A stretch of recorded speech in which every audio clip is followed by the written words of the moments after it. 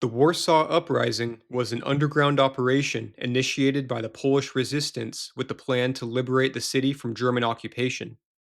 It was the largest resistance movement launched in World War II, with over 400,000 members at its peak, and had the potential to become a crucial fighting force against their 5 year long enemy. They had confidence in their army, but in order for a swift victory, many things would have to play out exactly how they needed them to. Like many times throughout the war, there would be slight or major deviations to plans, and this would often determine which side comes out from it alive.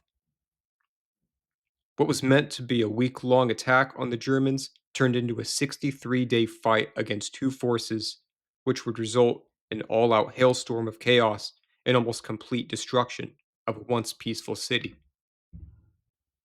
In September 1939, Poland would end up being chosen as the first country the Germans would invade, with Warsaw being a key major city to capture, and the first to feel the true wrath of what the German army was capable of by this time.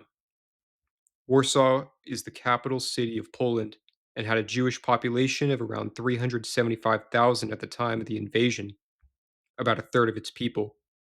Needless to say, it was a primary target. Before they even set foot into the city, the Germans launched a brutal attack of unrelenting air raids onto the citizens of Warsaw with the aim of softening the Polish army and defenders, killing thousands.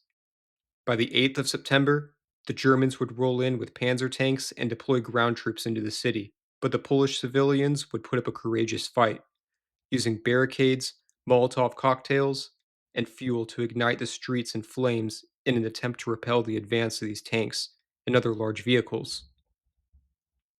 They held out and pushed back the army for almost a month, an impressively long time considering how overpowered they were compared to the much more equipped Germans.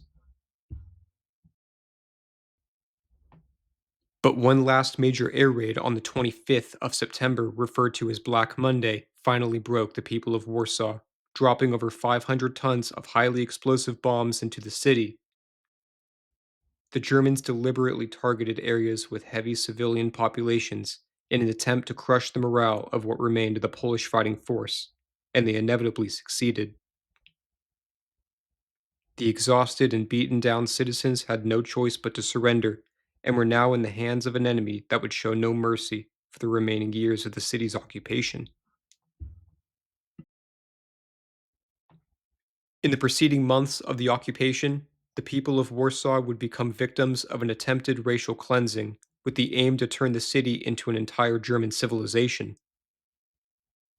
The existing Polish institutions and education systems would be dismantled and transformed into centers that would brainwash them with German beliefs and ideology.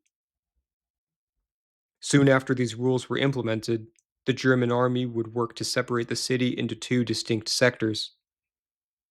These two sectors would include what would become known as the Warsaw Ghettos, with the other being an area for the Germans as well as non Jewish Poles who were in the early stages of being ethnically cleansed, with the two centers separated physically by walls and barbed wire. The Warsaw Ghettos were areas sealed off from the rest of the city that were specifically built to imprison and segregate the large Jewish population, with over 400,000 crammed into this area by late 1940. Subject to the most inhumane living conditions, thousands each month would die from starvation or disease and endure brutal treatment from the Germans. On the other side of the wall, mass executions would be carried out on high ranking Polish elites and generals, as well as any Polish civilians who retaliated against German rule. This harsh treatment couldn't be tolerated much longer, and for quite some time, a massive operation to turn the tide was already underway without the enemy's knowledge. For over a year and a half, the Polish army had a vital mission of gradually collecting weapons for a planned attack, resorting to several different sources to make this happen. The most common would be stealing from German soldiers' supply within the city or creating their own firearms and explosives in underground workshops. Also, British and American allies would drop weapons from their planes to aid the Polish, but oftentimes these weapons would fall into German hands.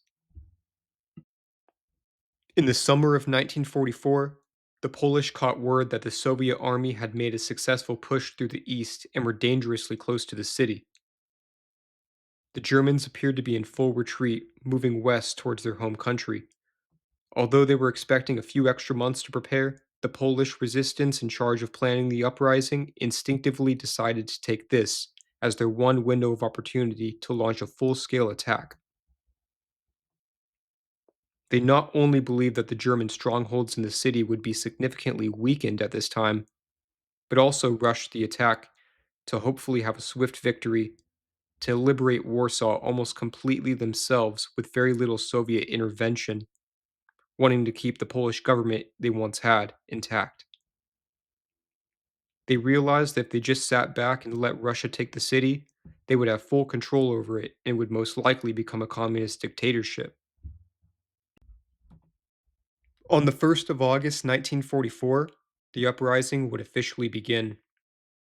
Polish troops would initially see success early on, taking many large parts of the downtown area and taking back major buildings within the city's center. Although the Germans significantly outgunned them and were more equipped for battle, the Polish caught them completely by surprise and never expected such an organized and brutal fight back. The resistance movement had been planned for such a long time, and with the Polish knowing the intricate network of the city so well, they knew exactly which zones they would capture one by one in a large, coordinated, and calculated effort. The only question was how well and how long could they hold these positions once taken? Although the Polish army wanted to liberate Warsaw themselves, their ultimate plan when launching the uprising was to drive out most of the weakened German defenders as well as they could, just in time for the Soviets to arrive and help them finish the job, since this would place the city back in Polish hands while also getting much needed assistance in the process. But Stalin had other plans. He ordered his men not to enter the city and aid the Polish and allow them to be crushed by the Germans, with a long term mission of turning all of Poland into a communist country once the war was over. Since Warsaw is Poland's capital and one of their major cities, this was the one place he couldn't afford any pushback.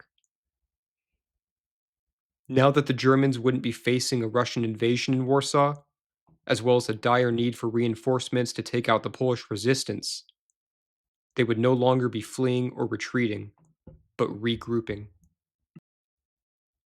Word spread quickly throughout Germany and eastern Poland about the chaos being unleashed against their own at Warsaw, and started pouring in more hardened and seasoned troops that were experienced in heavy combat from previous engagements. Along with these troops would be more tanks, artillery, and air support in order to brutally suppress the Polish army and force them into submission. The Germans now had more than enough equipment and firepower to begin the process of what would be known as the Campaign of Demolition.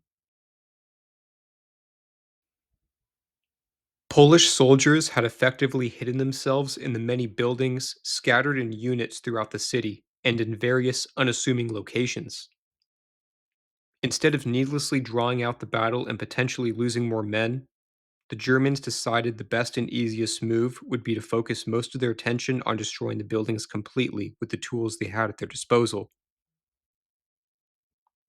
Specialized demolition units comprised of trained German engineers would use explosives to destroy structures from the ground up, sometimes taking out entire city blocks along with them. The German Air Force would also play a crucial role in the overall destruction, using incendiary bombs to set the city on fire almost entirely. The Germans had also cut their water lines, so thousands of Polish troops and civilians either burned or were crushed to death in their shelters and hideouts due to the inextinguishable flames. Before this counteroffensive even started, the Germans had direct orders to level the city to the ground completely, and that's exactly what they did. It is estimated that up to 90% of all buildings in Warsaw had been destroyed and resulted in the death of up to 20,000 Polish troops and up to 250,000 civilians once the uprising had officially come to an end on October 2nd.